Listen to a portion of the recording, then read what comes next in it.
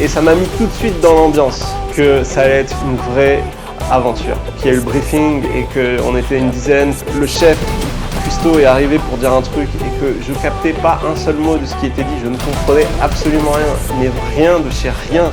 S'il y a deux choses que tu dois inclure dans ta vie, c'est apprendre l'anglais et te mettre à la méditation. Et je te garantis, ça fera une différence. Salut à toi! Aujourd'hui, dans cette vidéo, je vais te donner quelques conseils pour apprendre l'anglais. Il y a une partie de moi qui a toujours voulu voyager, qui a toujours voulu découvrir le monde. Et en 2008, bon, ça remonte maintenant, c'était il y a 15 ans, 17 ans en arrière, je suis parti avec mon sac à dos en Angleterre et j'ai appris l'anglais totalement en immersion. Quand je suis arrivé en Angleterre en 2007, j'étais tellement mauvais en anglais que je suis arrivé à la gare King Cross à Londres et j'avais pris 2 ou 3 nuits, j'avais réservé 2 ou 3 nuits, une nuit dans une auberge de jeunesse et 2 ou 3 nuits dans une autre. Et après, j'étais complètement en mode aventure avec mon sac à dos. Je savais pas si j'allais rester à Londres, je savais pas si j'allais partir en Irlande, si j'allais faire un trip. Je savais vraiment pas ce que j'allais faire. Et dans cette première auberge de jeunesse, je suis arrivé au comptoir. J'ai donné le papier de réservation à la personne.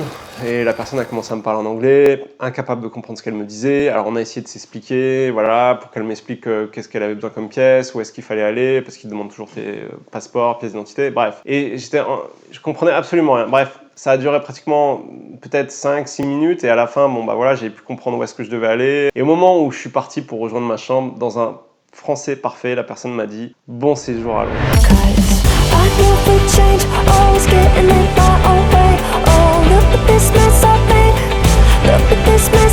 Et ça m'a mis tout de suite dans l'ambiance que ça allait être une vraie aventure difficile. Parce qu'il y a beaucoup de Français à Londres et une fois qu'ils ont pris l'habitude de vivre à Londres, ils ont l'accent anglais. Donc à ce moment-là, tu les comprends pas. Et la deuxième anecdote qui est un peu dans le même style, qui est assez drôle, c'est j'étais installé à Londres. Ça faisait déjà plusieurs mois que je vivais à Londres et je prenais à peu près tous les petits boulots qui se présentaient. Et là, j'avais eu une opportunité de travailler. J'habitais juste à côté du stade, du Wembley Stadium, le stade qui se trouve à Londres. Et je me suis pointé là-bas et je pensais que j'allais faire de la vaisselle. Je savais vraiment pas ce que ça allait être la mission. Et là, j'ai réalisé qu'en fait, ça allait être une journée difficile. J'étais dans les loges VIP du Wembley Stadium. Alors, pas dans les loges VIP, mais dans le restaurant VIP du Wembley Stadium.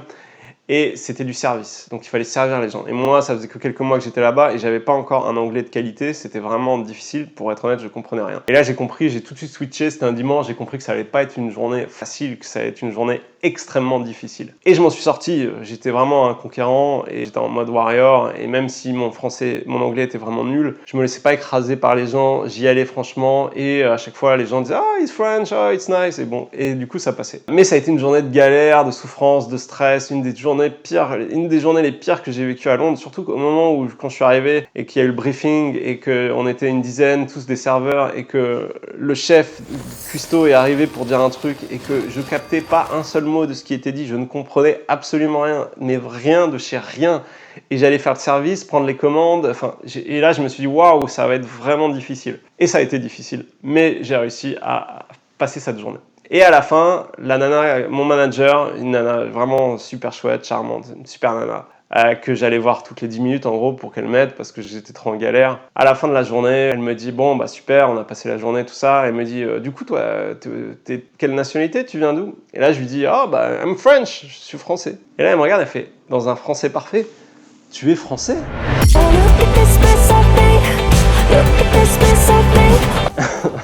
Et on avait passé la journée à communiquer ensemble et j'avais été incapable de reconnaître son accent et de me rendre compte qu'elle était française. Et c'était Londres. Londres, c'est l'aventure.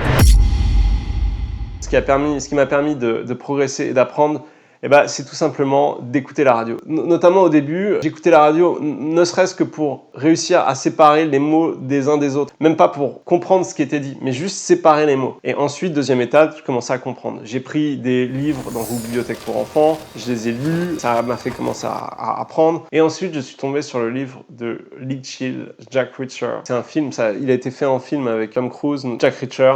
Et en fait, au départ, c'est un livre, c'est une collection de livres. Et je suis tombé sur un premier livre, je sais plus c'est lequel, mais j'ai tellement accroché, j'ai adoré. Alors, il y a plein de passages que je comprenais pas, je comprenais que au moment où il y avait des discussions, des choses comme ça.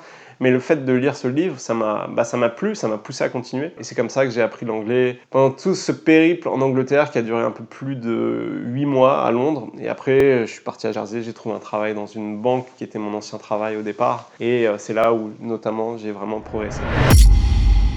Si j'ai un conseil à te donner, c'est apprends l'anglais. Apprends l'anglais. Si tu peux partir à l'étranger, pars à l'étranger. Et si tu dois faire ici, apprends l'anglais en immersion. Parce que finalement, on est un petit peu dans notre monde franco-français et toutes les informations, toutes les nouveautés, toutes les choses qui font vraiment évoluer, souvent elles viennent d'ailleurs. Et l'anglais, c'est la langue internationale. C'est la langue qui permet de sortir de tes frontières.